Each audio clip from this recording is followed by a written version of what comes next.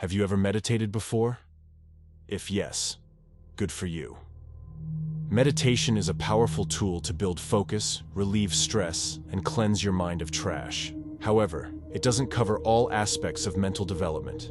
If you want to be successful, you will have to obsess over your goals. And throughout your journey, you will have to get rid of things hindering you on your way to these goals. Meditation is no help to this. However, if we look deep into the past, into ancient times, we will find out that there is a practice perfectly capable of providing you with what meditation can't. I was unable to find an English name for it, so I will call it contemplation. You will better understand why when I start explaining what the practice is. Before we start, take note that this practice isn't a full replacement for meditation. While it helps with some of the same things as meditation, such as focus, it is not a leveled-up version of it. Contemplation builds mental strength and conditioning, while meditation helps clear your mind. This act is way more powerful than meditation, but this doesn't mean you should stop meditating and solely do contemplation. The first times we see contemplation in action are ancient Stoic times. This period withholds a lot of forgotten knowledge, and this practice is only one of them. Back in those times, there really weren't many distractions around, and this practice was something they did, maybe even unintentionally. The thing with most people who want to achieve something is that they don't want it hard enough. To get to a hard-to-reach goal, you have to want it hard enough to be able to overcome the pain you will encounter on the climb up to it. This is why most people quit. Contemplation helps with that. It conditions your mind to want success as hard as your soul does. This is how people back then were able to do things so arduous that nowadays it would be seen as delusion.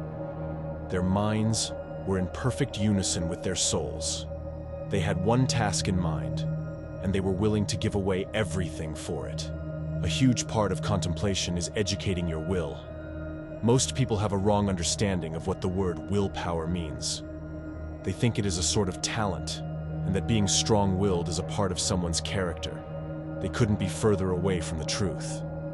Just like how you were gifted this body with all the muscles in it, you were gifted a soul, which is the source of your willpower.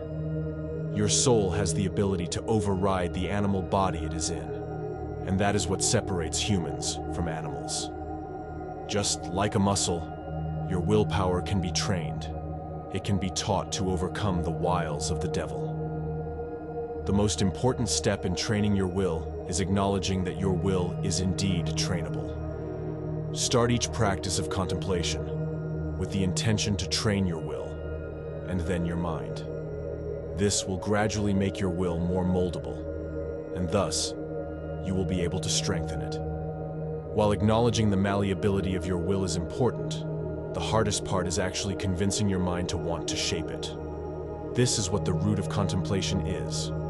I am going to use the example of instant versus delayed gratification, which is what most people struggle with anyway.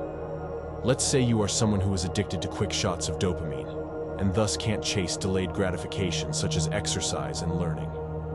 After acknowledging that you can shape your will, the first thing you should do is understand that you can sacrifice this quick dopamine for greater things.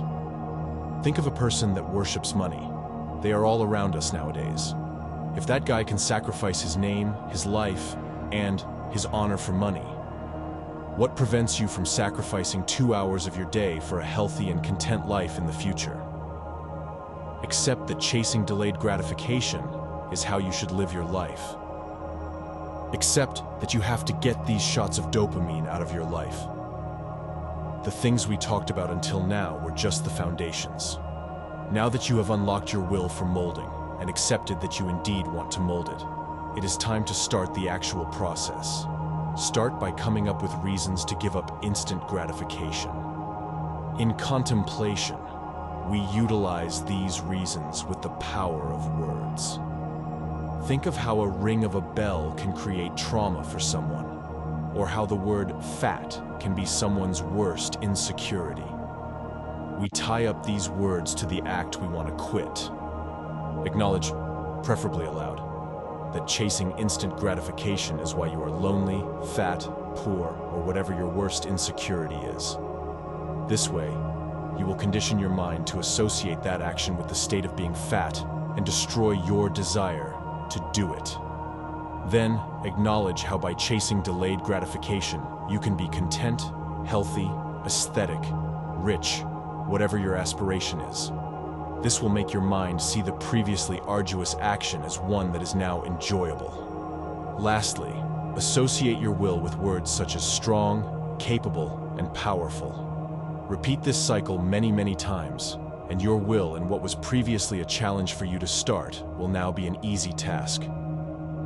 This was just an example. Contemplation is so powerful a process that you can use it to convince your mind to do practically anything, and you can make your will so powerful you can endure even the most horrendous types of pain in the world. To see more of this channel, don't hesitate to subscribe and turn on notifications. A new video will always be in the making.